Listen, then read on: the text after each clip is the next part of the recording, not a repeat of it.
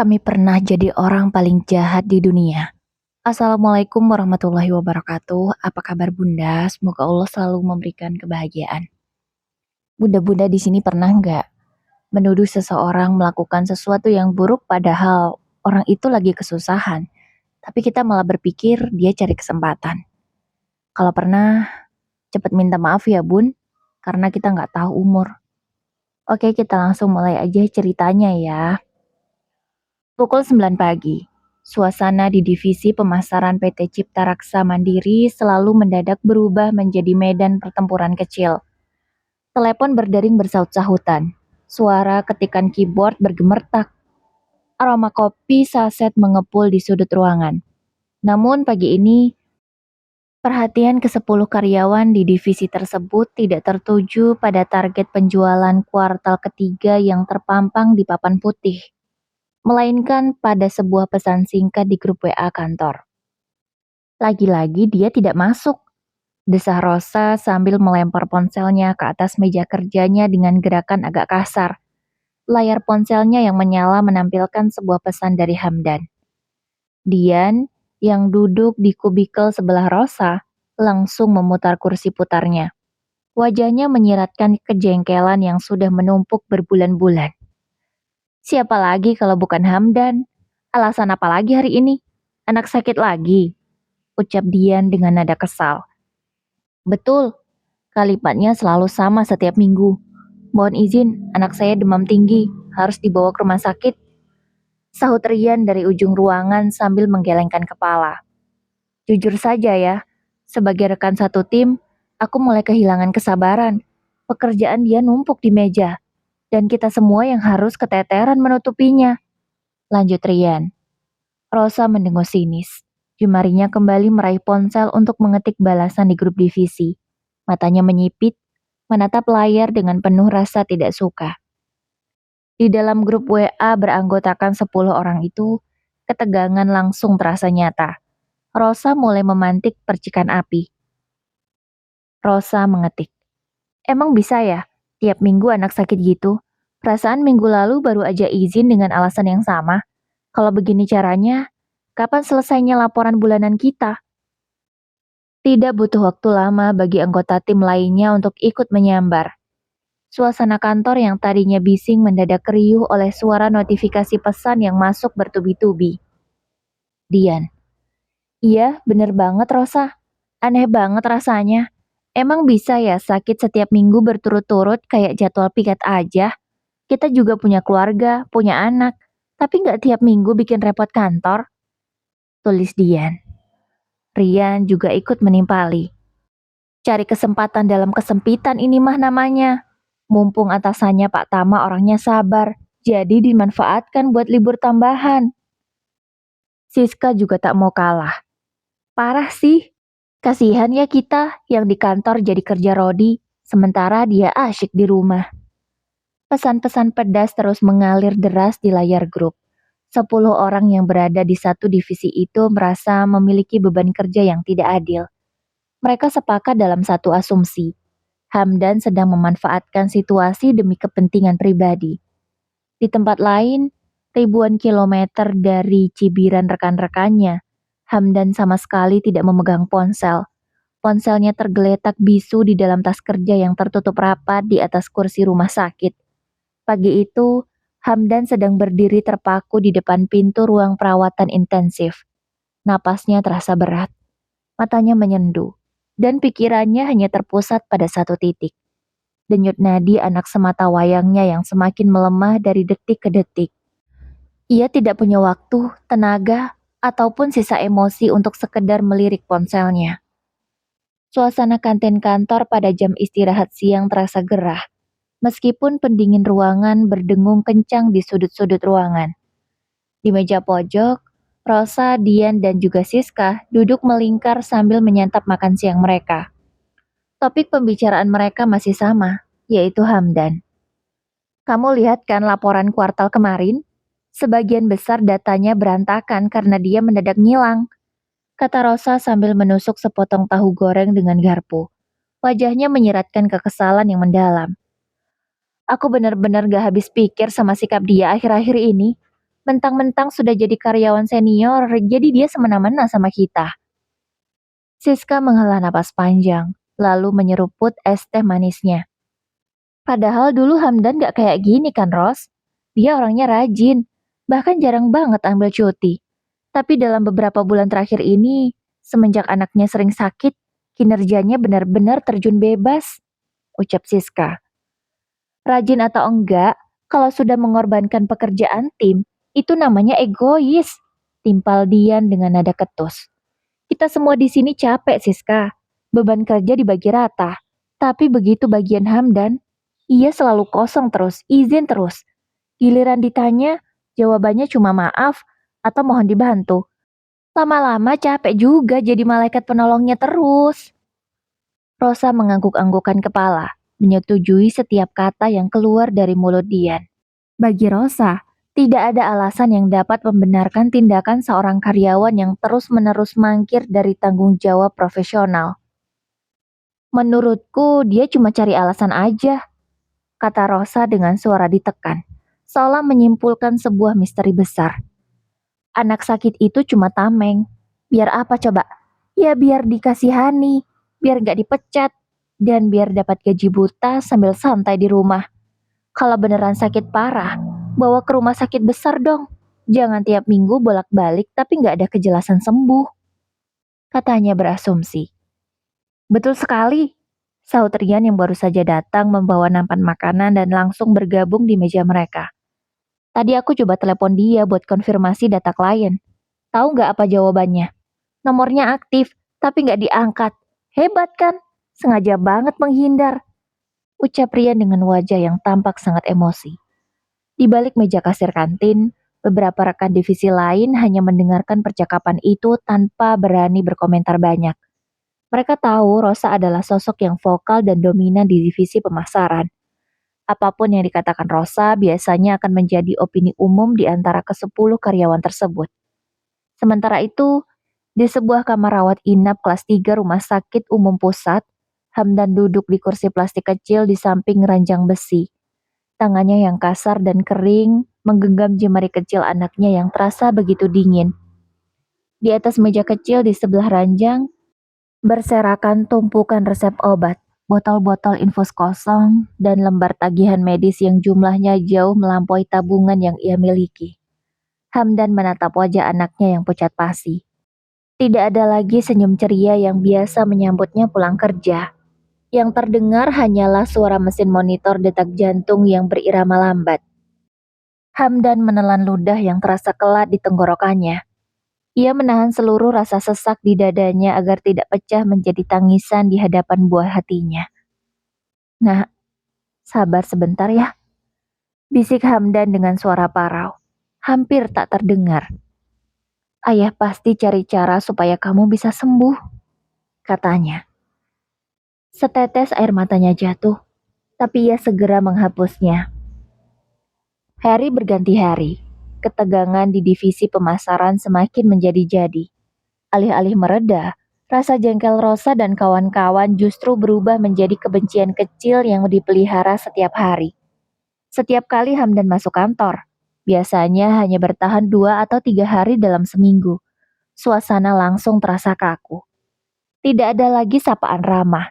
Yang ada hanyalah lirikan tajam, desisan pelan di balik kubikel, dan juga sindiran-sindiran halus yang sengaja dilontarkan agar terdengar oleh Hamdan. Namun, Hamdan seolah memasang dinding tebal di sekelilingnya. Setiap kali ia datang, ia langsung duduk di depan komputernya, mengetik dengan cepat, membereskan berkas-berkas yang terbengkalai, tanpa memedulikan tatapan sinis dari rekan-rekan setimnya. Pagi itu, hari Kamis. Hamdan baru saja kembali masuk kerja setelah 2 hari sebelumnya izin mendadak. Wajahnya terlihat jauh lebih tirus dari minggu lalu. Kantung matanya menghitam, menandakan sudah berapa malam ia tidak tidur dengan layak. Kemeja putih yang ia kenakan tampak sedikit kusut, seolah tidak sempat disetrika dengan benar. Rosa melangkah mendekati meja Hamdan dengan membawa segepok berkas evaluasi bulanan.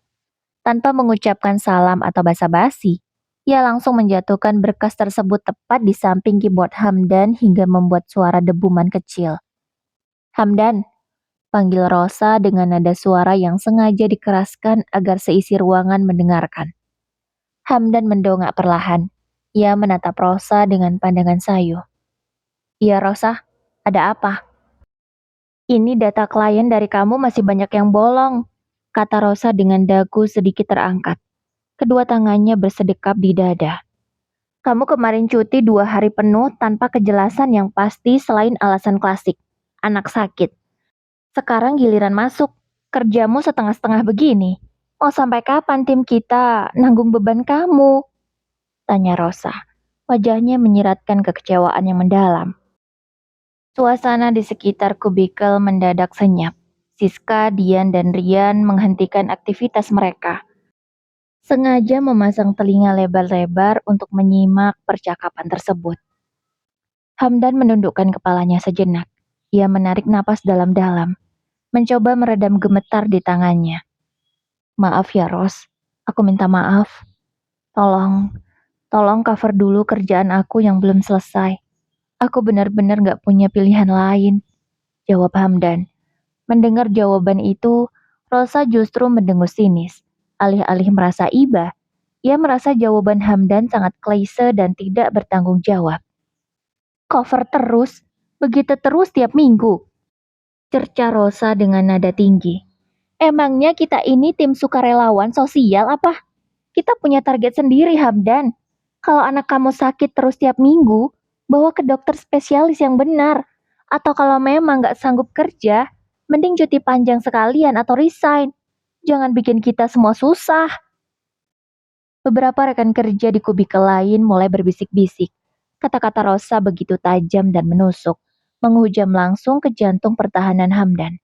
Namun, alih-alih marah atau membalas dengan nada tinggi, Hamdan justru terdiam 1000 bahasa. Bibirnya terkunci rapat.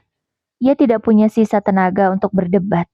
Di dalam kepalanya, bayangan wajah anaknya yang merintih kesakitan semalam jauh lebih menakutkan daripada kemarahan Rosa di kantor. Hamdan hanya mengangguk pelan, suaranya tercekat di tenggorokan. Sekali lagi, aku minta maaf, Ros. Rosa memutar bola matanya jengah, lalu berbalik meninggalkan meja Hamdan dengan perasaan kesal yang belum tuntas. Ia merasa menang dalam perdebatan itu, tanpa pernah tahu bahwa di balik punggungnya, Hamdan sedang menahan beban hidup yang hampir meremukkan seluruh jiwanya. Hari Jumat sore, suasana kantor terasa lebih longgar karena akhir pekan sudah di depan mata.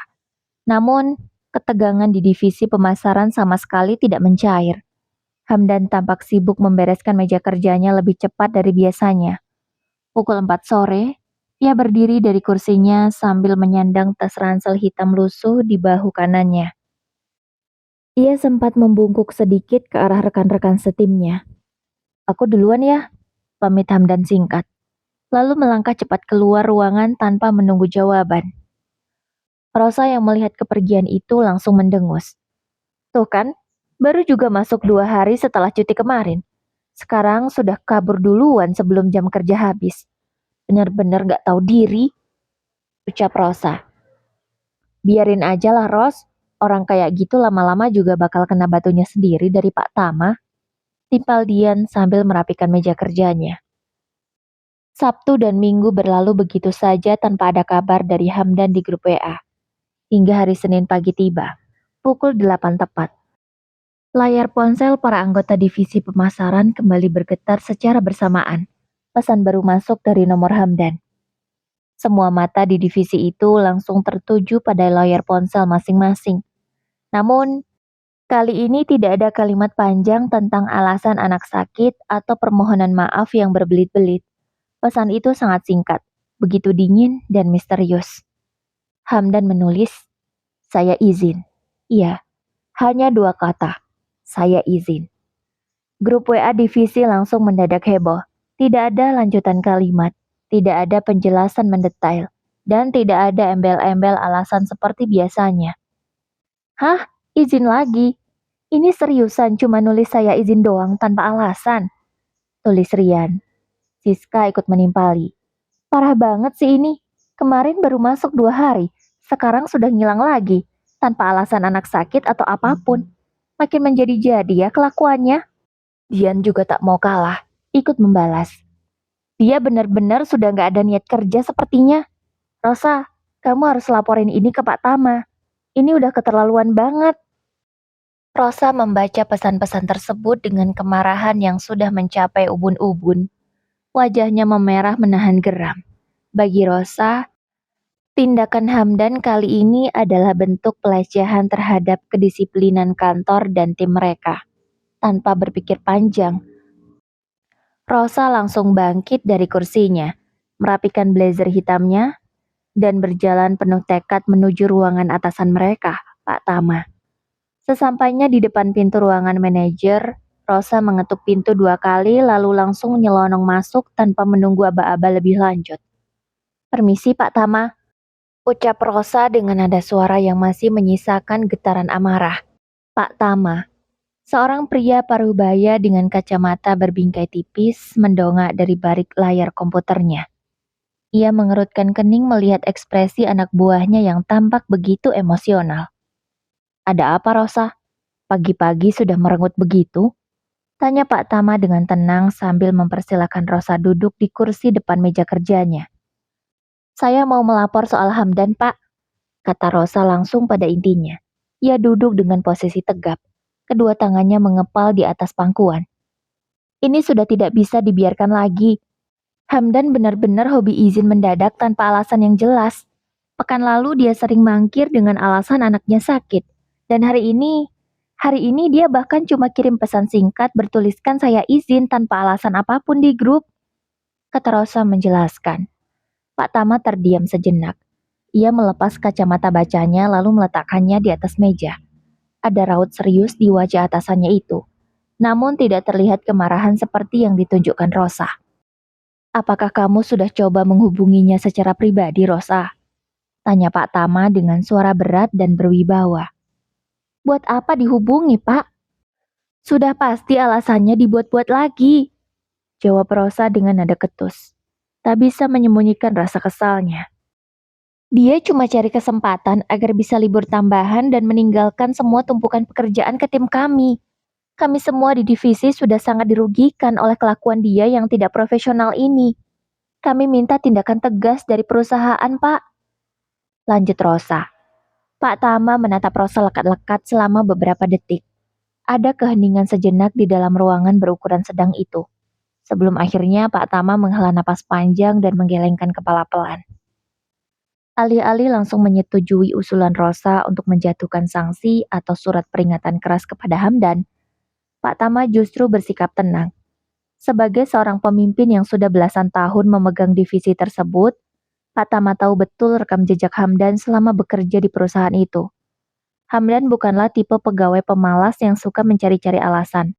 Pasti ada sesuatu yang jauh lebih besar sedang terjadi di balik kebisuan pria itu. "Rosa," ucap Pak Tama dengan nada lembut namun tegas, menghentikan gerutu panjang Rosa. "Perusahaan tidak bisa menjatuhkan keputusan hanya berdasarkan asumsi satu pihak. Kita harus bertabayun. Kita harus mencari tahu kebenaran di balik apa yang sebenarnya sedang terjadi pada Hamdan." Rosa mengerutkan kening, tampak tidak terima dengan respon atasannya itu. "Mencari tahu apa lagi, Pak? Jelas-jelas dia." "Cukup, Rosa," potong Pak Tama mengangkat sebelah tangannya dengan sopan.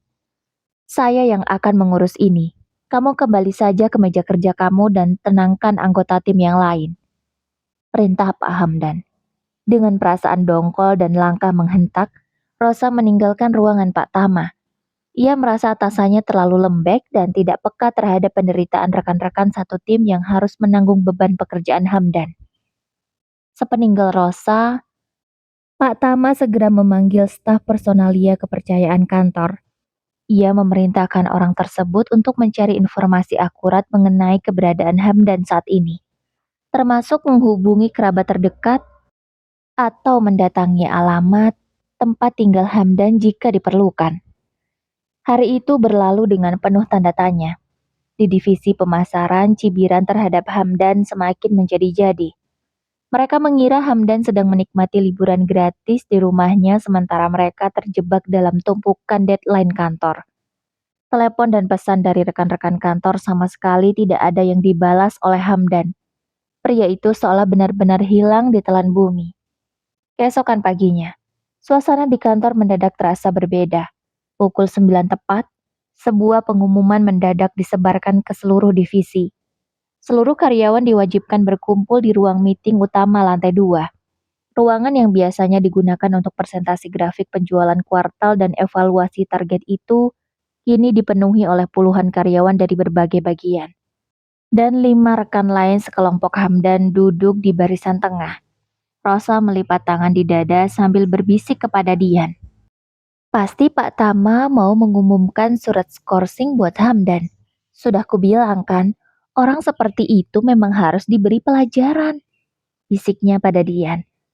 Dian mengangguk setuju. Baguslah kalau begitu, biar dia tahu rasa. Timpal Dian. Pintu depan ruang meeting terbuka. Pak Tama melangkah masuk dengan wajah yang terlihat sangat muram.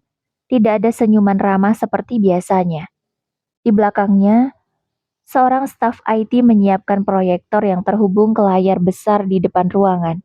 Biasanya, layar tersebut menampilkan diagram batang berwarna-warni tentang grafik penjualan, kenaikan omset, atau persentase target perusahaan. Namun pagi ini, layar besar itu berubah menjadi putih bersih sebelum sebuah foto tunggal muncul dengan ukuran penuh memenuhi bidang layar. Seketika itu juga, seluruh suara bisik-bisik di dalam ruangan mendadak lenyap. Udara di dalam ruang meeting seolah membeku. Di atas layar besar itu terpampang sebuah foto hitam putih yang diambil dari jarak dekat. Foto seorang ayah paruh baya dengan kemeja putih lusuh yang sama seperti yang terakhir kali dikenakannya di kantor.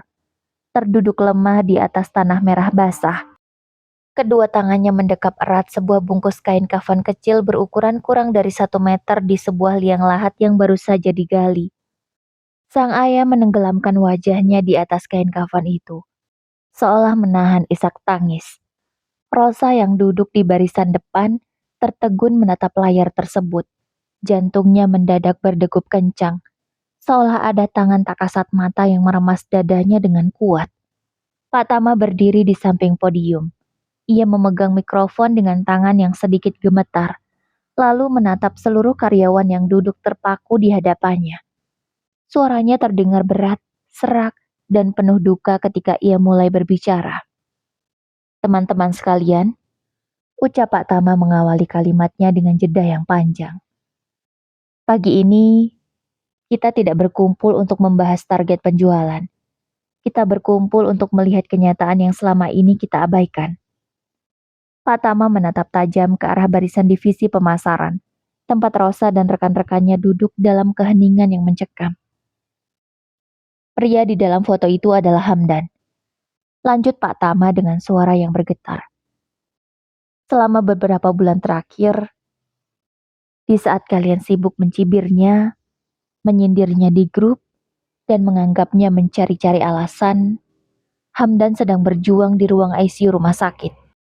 Anak semata wayangnya, satu-satunya harapan dalam hidupnya, menderita penyakit leukemia stadium lanjut. Suasana di dalam ruang meeting terasa semakin pekat. Beberapa karyawan perempuan mulai menutup mulut mereka dengan tangan, terkejut mendengar kenyataan yang jauh melampaui bayangan terburuk mereka. Penyakit itu sering kambuh secara tiba-tiba tanpa diduga. Lanjut Pak Tama. Suaranya terdengar semakin parah menahan emosi. Itulah alasan kenapa dia sering izin mendadak. Bukan karena malas, bukan karena ingin libur tambahan, melainkan karena di setiap detik itu, ia sedang berjuang menyelamatkan nyawa darah dagingnya sendiri. Istrinya tidak bisa hamil lagi setelah melahirkan karena rahimnya harus diangkat akibat infeksi parah. Anak itu adalah segalanya bagi Hamdan. Satu-satunya yang dia miliki. Satu-satunya harapannya. Lanjut Pak Tama. Kali ini tanpa sadar air matanya sudah jatuh. Rosa merasakan sekujur tubuhnya mendadak dingin. Tenggorokannya terasa tercekat. Bayangan tentang kata-kata pedas yang ia ketik di grup WA, sindiran tajamnya di depan kubikel, dan caci makinya yang ia lontarkan beberapa hari lalu berkelebat cepat di kepalanya bagaikan bilah-bilah pisau yang menghujam tajam. Di sampingnya, Dian dan Siska menutup wajah mereka dengan kedua tangan. Air mata mulai menetes membasahi pipi mereka tanpa bisa dicegah. Pak Tama menarik napas panjang sebelum mengucapkan kalimat terakhirnya yang membuat seluruh isi ruangan pecah dalam tangisan. Dan pagi ini, anak itu telah berpulang ke rahmatullah. Hamdan baru saja selesai memakamkan buah hatinya. Ucap Pak Tama dengan suara bergetar menahan tangis. Keheningan di ruangan meeting utama terasa begitu pekat. Seolah oksigen di ruangan itu mendadak tersedot habis. Tidak ada lagi suara ketukan jari. Tidak ada bisik-bisik. Yang terdengar hanya isak tangis tertahan dari beberapa karyawan wanita di sudut ruangan. Rosa terpaku di kursinya. Pandangannya kosong menatap layar proyektor yang kini telah dimatikan. Namun bayangan foto Hamdan mendekap kain kafan kecil di liang lahat masih berputar jelas di kepalanya. Setiap kata pedas yang pernah ia lontarkan, emang bisa ya tiap minggu anak sakit gitu? Cari kesempatan dalam kesempitan. Hingga, kalau nggak sanggup kerja, resign aja. Kata-kata itu berbalik menghantam dirinya bagaikan ribuan jarum tak kasat mata. Rasa malu, bersalah, dan penyesalan bercampur aduk menjadi satu bongkah batu besar yang menghimpit dadanya sendiri. Pak Tama berdiri tegap di depan podium. Matanya menyapu seluruh ruangan yang kini diliputi kedukaan mendalam. Hari ini, suara Pak Tama terdengar parau namun tegas. Seluruh kegiatan operasional divisi pemasaran diliburkan. Perusahaan mewajibkan kita semua untuk hadir bertakziah ke rumah duka, menemui rekan kita, Hamdan. Ucap Pak Tama. Kalimat itu menjadi akhir dari pertemuan pagi tersebut. Satu persatu karyawan berdiri dengan langkah berat. Tidak ada lagi wajah-wajah sinis atau gestur terburu-buru seperti hari-hari biasa. Di barisan divisi pemasaran, Rosa, Dian, Siska, dan Rian berjalan keluar ruangan tanpa saling memandang. Masing-masing dari mereka seolah tenggelam dalam rasa bersalah yang teramat sangat. Di luar gedung perkantoran, langit pagi yang biasanya tampak cerah, kini mendadak kelabu, seolah ikut meratapi nasib malang yang menimpa keluarga kecil Hamdan. Perjalanan menuju rumah kontrakan Hamdan di sebuah pemukiman padat penduduk di pinggiran kota memakan waktu hampir 1 jam. Rombongan karyawan dari divisi pemasaran tiba dengan menumpang beberapa kendaraan pribadi. Ketika mereka tiba di ujung gang sempit yang tidak bisa dilalui mobil, mereka harus berjalan kaki sejauh 100 meter melewati jalanan setapak yang basah oleh sisa genangan air hujan. Semakin mereka mendekati lokasi rumah duka, suasana duka semakin terasa nyata. Bendera kuning terpasang di tiang listrik dekat simpang gang. Suara orang-orang yang melantunkan ayat suci Al-Quran sayup-sayup terdengar dari kejauhan. Rosa berjalan paling depan di antara rekan-rekan sekelompoknya. Jantungnya berdegup kencang bukan kepalang. Kakinya terasa begitu berat. Seolah setiap langkah yang ia ambil menapak di atas duri, bukan di atas jalan. Di belakangnya, Dian dan Siska saling merangkul. Mata mereka sudah bengkak karena terus-menerus menangis sepanjang perjalanan. Ketika mereka memasuki halaman rumah petak yang sederhana itu, pemandangan di depan mata membuat hati siapapun yang melihatnya hancur berkeping-keping. Hamdan duduk bersila di atas tikar tipis di teras rumah yang sempit, mengenakan koko putih yang sudah terlihat kusam dan peci hitam yang miring. Hamdan menunduk dalam-dalam. Wajahnya sangat pucat. Bibirnya kering pecah-pecah, dan matanya merah sembab. Tidak ada lagi aura seorang karyawan kantor yang rapi dan profesional. Yang ada hanyalah sosok seorang ayah yang jiwanya telah tercabut separuh bersama kepergian buah hatinya. Pak Tama, yang datang lebih dulu bersama jajaran manajerial, terlihat sedang berjongkok di samping Hamdan. Menepuk-nepuk pundak pria itu dengan penuh kelembutan sambil membisikkan kalimat-kalimat penguatan. Rosa dan kedelapan rekan satu divisinya berdiri terpaku di ambang pintu halaman. Mereka tidak berani melangkah mendekat. Merasa diri mereka begitu kotor dan hina di hadapan kesedihan yang begitu suci. Satu persatu rekan kerja Hamdan mendekat dengan langkah gemetar. Rian memimpin rombongan kecil itu. menundukkan kepala dalam-dalam sebagai tanda hormat dan penyesalan yang mendalam.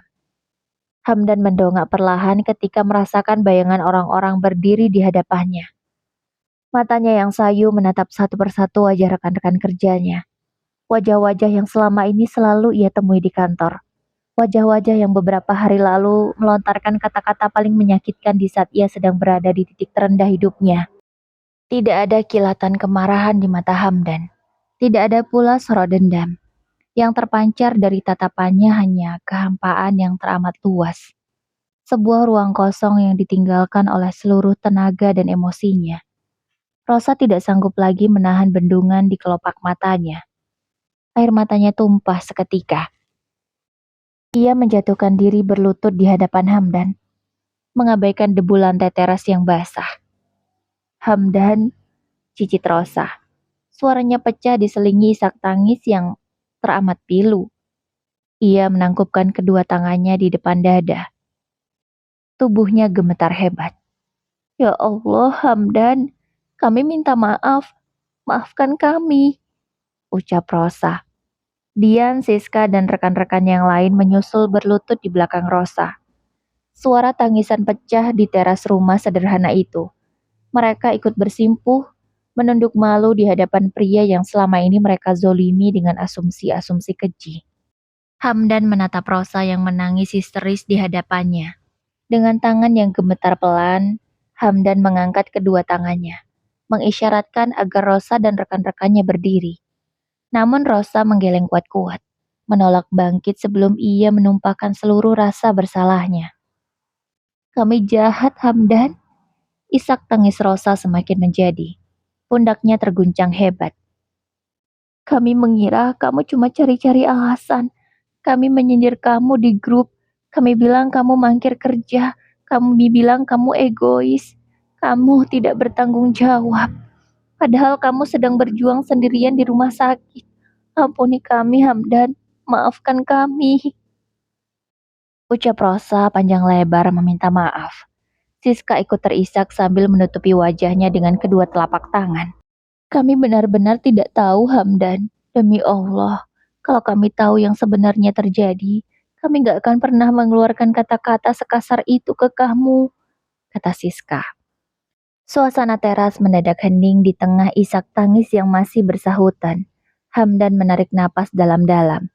Dadanya naik turun dengan berat. Ia menelan ludah yang terasa sangat pahit, lalu menatap tajam ke arah langit-langit teras sebelum kembali menunduk menatap Rosa yang masih bersimpuh di depannya. Hamdan perlahan merentangkan kedua tangannya yang lemah, meraih kedua tangan Rosa yang bergetar hebat. Sentuhan itu terasa begitu dingin, namun penuh kehangatan ketulusan. Dengan suara yang sangat parau, serak, bahkan nyaris tak terdengar di antara deru angin siang itu, Hamdan mulai berbicara. Sudah, bangun Ros, jangan begini, bisik Hamdan. Suaranya bergetar menahan tangis yang kembali mendesak di tenggorokannya. Saya sudah maafkan kalian. Saya sudah maafkan semuanya. Jangan membebani hati kalian dengan rasa bersalah ini, katanya. Mendengar kebesaran hati Hamdan, tangisan Rosa dan rekan-rekannya justru semakin pecah. Bagaimana mungkin seseorang yang baru saja kehilangan satu-satunya harta berharga di dunia ini masih sanggup memaafkan mereka dengan begitu mudah? Hamdan menghela napas panjang. Air mata akhirnya menetes perlahan melewati pipinya yang tirus. Ia menatap kosong ke depan, seolah menerawang jauh ke tempat di mana anak sematawayangnya kini berada. Kalian gak perlu minta maaf lagi, karena setelah ini, saya gak akan pernah lagi izin mengurus anak saya yang sakit. Ucap Hamdan berhenti sejenak. Suaranya tercekat hebat di tengah kalimat. Ia menutup matanya rapat-rapat, membiarkan air matanya mengalir deras. Karena anak saya sudah di surga. Dia sudah sembuh. Dia gak akan merasakan sakit lagi di sana. Lanjut Hamdan. Kalimat itu meluncur begitu telak, menghujam jantung setiap orang yang mendengarkannya. Di teras itu, tidak ada satupun yang mampu menahan diri. Pak Tama, yang berdiri di samping mereka, ikut memalingkan wajah sambil menyeka sudut matanya yang basah. Rosa menutup mulutnya rapat-rapat dengan kedua tangan, berusaha meredam pekikan tangis yang terasa ingin merobek dadanya. Anak itu telah pergi, dan bersama kepergiannya, Hamdan kehilangan seluruh alasan terbesarnya untuk bertahan di dunia yang kejam ini. Matahari perlahan bergeser ke barat, meninggalkan pandar jingga kemerahan di balik atap-atap rumah padat penduduk. Para pelayat satu persatu mulai meninggalkan rumah duka setelah menyampaikan ucapan bela sungkawa terakhir. Namun, ke-10 karyawan divisi pemasaran masih terpaku di tempat mereka, seolah kaki mereka terpaku ke bumi. Hamdan kini duduk sendirian di dalam ruang tamu yang sempit. Istrinya mendampingi di samping, berusaha menguatkan sang suami walau dirinya sendiri juga hancur. Karpet tipis tempat jenazah anaknya disemayamkan tadi pagi telah digulung rapi di sudut ruangan. Hanya tersisa aroma wangi air mawar dan juga sisa-sisa kelopak bunga melati yang berserakan di lantai. Rosa, Dian, Siska, dan Rian memberanikan diri masuk ke dalam rumah. Mereka duduk berjejer di lantai semen yang dingin, menemani Hamdan dalam keheningan yang panjang. Tidak ada lagi percakapan tentang pekerjaan, tidak ada lagi pembahasan target bulanan, dan gak ada lagi omongan-omongan sinis di belakang meja kantor. Hamdan panggil Rosa dengan suara yang masih parau. Ia menatap punggung Hamdan yang membungkuk lesu di dekat jendela. Setelah ini, apa rencana kamu? Kalau kamu butuh waktu istirahat yang lebih lama, Pak Tama sudah bilang, ambil cuti selama yang kamu butuhkan, kantor akan tetap menggaji kamu, kata Rosa. Hamdan menoleh perlahan, senyum tipis, begitu tipis dan menyayat hati. Terukir di bibirnya yang pucat. Ia menggeleng pelan. Terima kasih Rosa, terima kasih Pak Tama dan semuanya. Ucap Hamdan dengan suara pelan namun tulus. Tapi untuk apa lagi saya ambil cuti lama-lama? Di rumah ini sudah gak ada lagi suara tawa kecil yang biasa menyambut saya pulang kerja.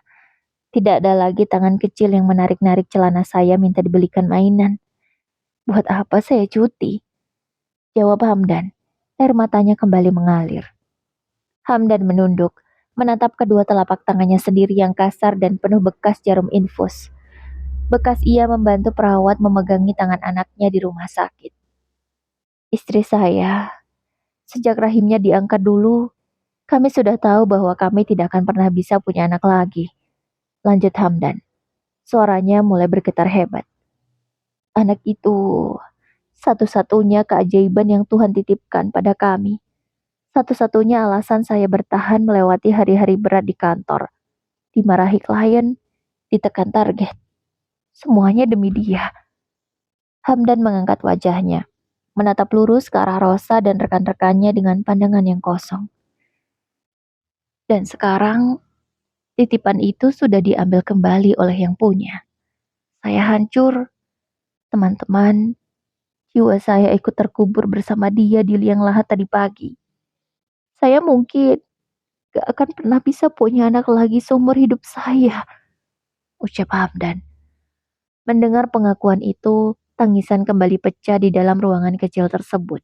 Siska menangis sesenggukan di bahu Dian, sementara Rian menunduk dalam-dalam sambil memukul lantai pelan karena merasa begitu tidak berdaya. Mereka menyadari betapa kejamnya prasangka mereka selama ini terhadap seorang ayah yang sedang berjuang menahan runtuhnya seluruh dunia di pundaknya sendiri. Malam merayap turun dengan lambat, membawa serta keheningan yang menyesakkan di dalam rumah kontrakan Hamdan. Lampu neon di ruang tamu memancarkan cahaya kekuningan yang redup, menyinari sudut-sudut ruangan yang kini terasa begitu kosong. Rosa dan rekan-rekan divisinya akhirnya memutuskan pulang menjelang maghrib, meninggalkan Hamdan dan istrinya dalam duka yang mendalam. Namun, bayangan wajah Hamdan yang hancur lebur masih terus menghantui pikiran Rosa sepanjang perjalanan pulang. Ia tidak bisa tidur. Setiap kali ia memejamkan mata, suara parau Hamdan saat berkata, "Karena anak saya sudah di surga," terngiang-ngiang di telinganya bagaikan gema yang tak berujung. Di kamar tidur utama yang sempit, Hamdan duduk bersandar di dinding yang mulai mengelupas catnya. Di sampingnya, istrinya, Siti, tertidur lelap dalam keadaan sangat hancur. Setelah berjam-jam menangis hingga air matanya kering, wajahnya pucat pasi, matanya bengkak, dan pelukan tangannya masih erat mencengkram sebuah baju kecil milik almarhum anak mereka. Hamdan menatap kosong ke arah jendela kamar yang sedikit terbuka. Angin malam berhembus pelan, membawa bau tanah basah dari pemakaman umum tak jauh dari kompleks rumah mereka. Pikirannya melayang pada rutinitasnya selama beberapa bulan terakhir. Bagaimana ia berlari-lari kecil dari stasiun kereta ke rumah sakit, membawa kantong plastik berisi obat, menyuapi anaknya di sela-sela infus yang menetes. Lalu keesokan paginya, harus berdandan rapi demi mengejar absen sidik jari di kantor pukul 8 tepat. Ia tidak pernah menceritakan penderitaan itu kepada siapapun, bukan karena ia sombong, melainkan karena ia tahu dunia korporat tidak punya tempat untuk belas kasihan yang berlarut-larut. Target tetaplah target, deadline tetaplah deadline. Ia hanya ingin menjalankan kedua peran itu sebaik mungkin, sebagai seorang ayah yang berbakti pada darah dagingnya dan sebagai karyawan yang tidak membebani timnya. Namun, ketabahannya justru disalahartikan sebagai kemalasan. Tuduhan-tuduhan keji, sindiran di grup WA, dan tatapan sinis dari Rosa dan teman-temannya berputar kembali di kepalanya. Hamdan tidak merasa benci. Rasa sakit hari itu sudah lenyap, tenggelam di bawah gelombang duka yang jauh lebih besar, yaitu kehilangan buah hati tercinta. Nak, maafkan ayah ya, bisik Hamdan lirih pada kegelapan malam.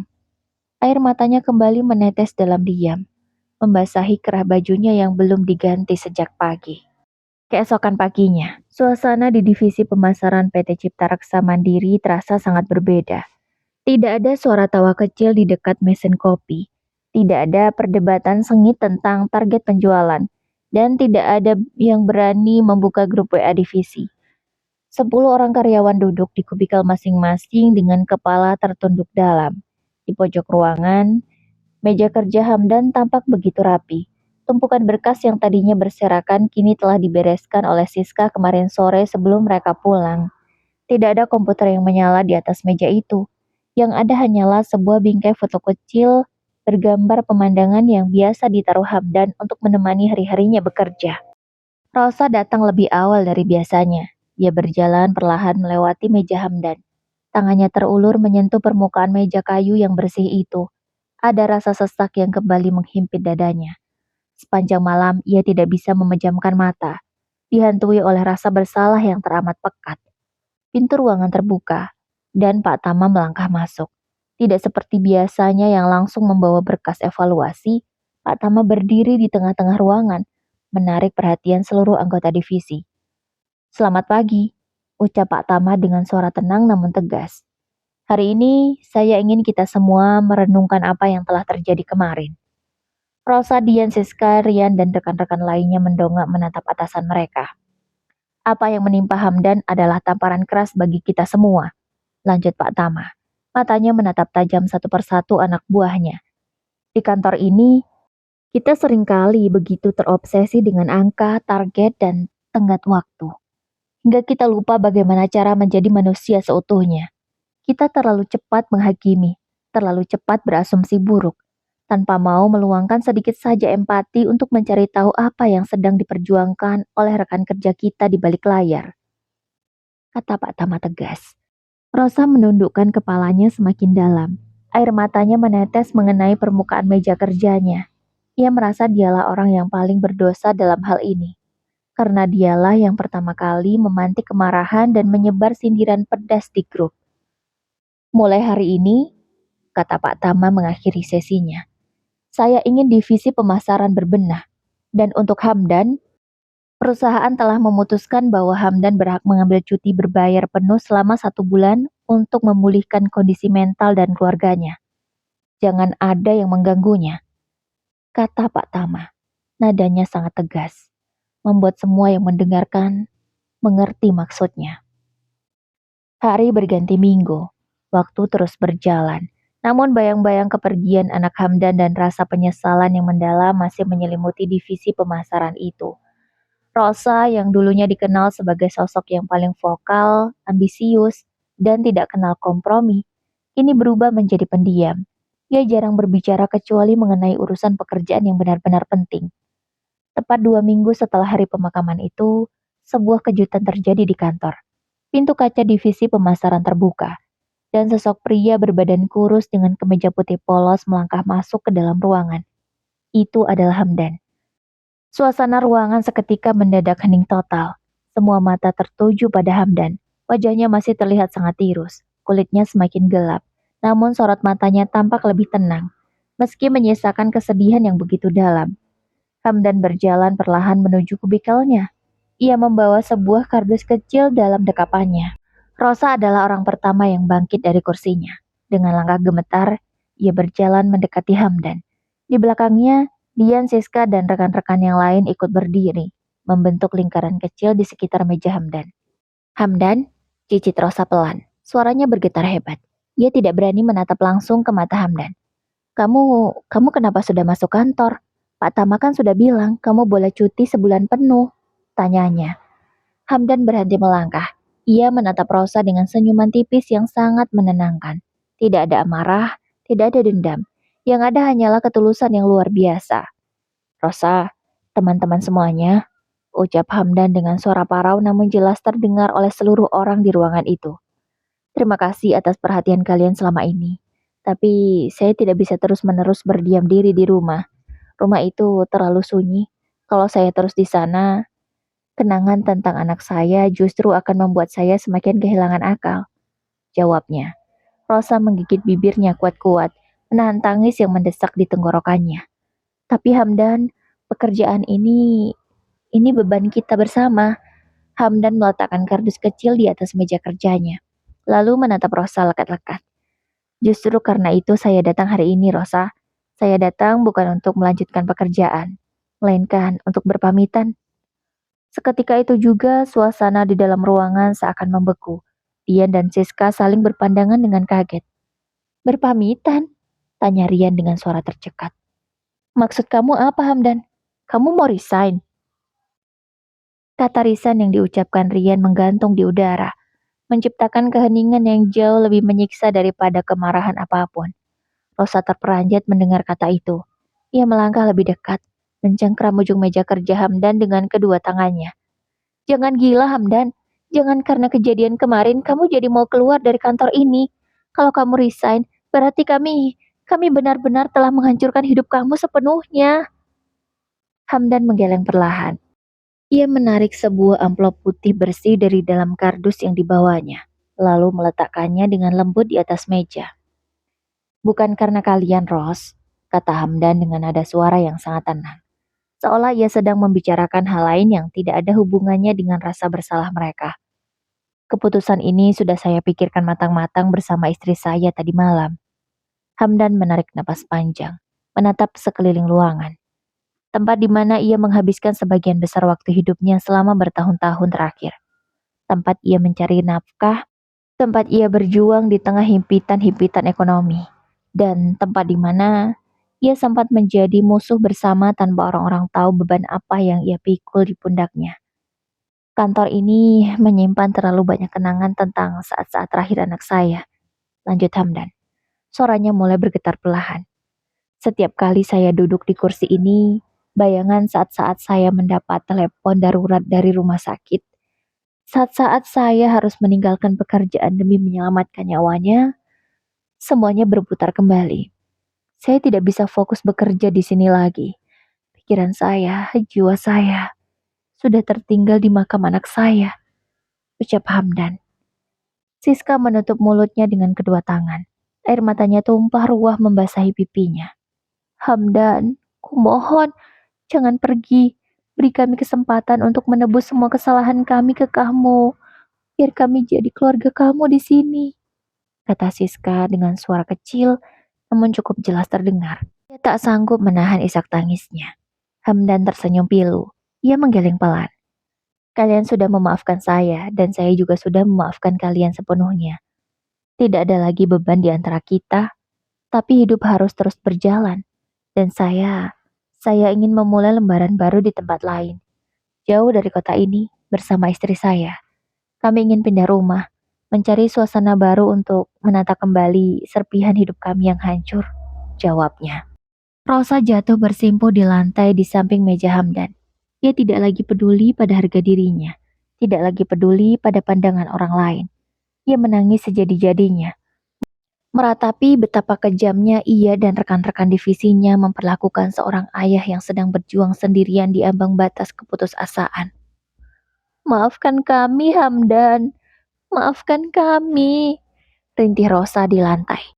Hamdan membungkuk perlahan, merangkul bahu Rosa yang bergetar hebat, lalu menepuknya lembut. Sudahlah, Ros, bangun. Jangan menyiksa diri kalian sendiri dengan rasa bersalah. Doakan saja. Semoga aku dan istri diberikan ketabahan dan kekuatan untuk melanjutkan hidup, ucap Hamdan. Pukul 4 sore, surat pengunduran diri Hamdan resmi disetujui oleh Pak Tama setelah melalui perbincangan panjang di ruang manajer. Tidak ada penolakan dari Pak Tama, sebab atasannya itu sangat mengerti bahwa luka batin yang dibawa Hamdan sudah terlampau dalam untuk disembuhkan di lingkungan kerja yang sama. Seluruh karyawan divisi pemasaran berkumpul di depan lobi kantor. Kardus berisi barang-barang pribadi milik Hamdan sudah tersusun rapi di dalam dekapan tangannya. Tidak ada lagi sekat di antara mereka. Tidak ada lagi rasa curiga. Tidak ada lagi prasangka buruk dan tidak ada lagi sindiran pedas. Rosa melangkah maju untuk yang terakhir kalinya. Ia menatap Hamdan dengan mata yang masih merah dan bengkak karena terus menangis sejak siang. Hamdan, apakah setelah ini kita masih bisa berteman? Tanya Rosa dengan suara serak. Hamdan tersenyum tulus. Ia mengangguk pelan. Tentu saja, Ros. Kita selalu menjadi teman, dan kalian semua adalah orang-orang yang mengajarkan saya arti sebuah keikhlasan. Jawab Hamdan. Satu persatu rekan kerja Hamdan maju untuk memeluknya. Dian, Siska, dan Rian, juga rekan-rekan lainnya bergantian memeluk pria sabar itu, mencurahkan seluruh permohonan maaf dan doa terbaik mereka untuk masa depan Hamdan. Tidak ada satupun yang tidak menangis di sore itu. Hamdan melangkah meninggalkan halaman kantor menuju gerbang utama, didampingi oleh Pak Tama yang mengantarnya sampai ke tepi jalan raya tempat taksi sudah menunggu. Sebelum masuk ke dalam mobil, Hamdan berbalik sekali lagi, melambaikan tangan ke arah ke-10 rekan kerjanya yang berdiri berjejer di depan lobi dengan lingangan air mata. Mobil taksi itu melaju perlahan, membawa Hamdan pergi meninggalkan gedung perkantoran tempat ia pernah berjuang setengah mati, meninggalkan segala kenangan pahit, penyesalan, dan duka yang mendalam. Di halaman lobi, Rosa memandang kepergian taksi tersebut hingga benar-benar hilang dari pandangan. Ia menyeka sisa air matanya lalu menoleh ke arah rekan-rekan divisinya. Hari ini mereka kehilangan seorang rekan kerja yang luar biasa. Namun di saat yang sama, mereka mendapatkan pelajaran paling berharga seumur hidup mereka, yaitu bahwa di balik setiap wajah yang tampak menyebalkan atau setiap izin yang mencurigakan, selalu ada perjuangan sunyi dan air mata tersembunyi yang tidak pernah kita ketahui. Dan bagi Hamdan, meskipun ia harus pergi tanpa buah hati, yang sangat dicintainya dan satu-satunya harapannya yang telah lebih dulu menunggu di surga, ia melangkah dengan dada yang jauh lebih lapang, membawa serta sisa-sisa cinta yang tak akan pernah mati untuk anak semata wayangnya. Begitulah kisah Hamdan dan putrinya ya bun, kasihan banget. Semoga kisah ini bisa menginspirasi. Kalau kalian punya salah, cepatlah minta maaf sebelum terlambat. Oke lah bunda, semoga kisah ini bisa diambil pelajaran yang berharga ya. Wassalamualaikum warahmatullahi wabarakatuh.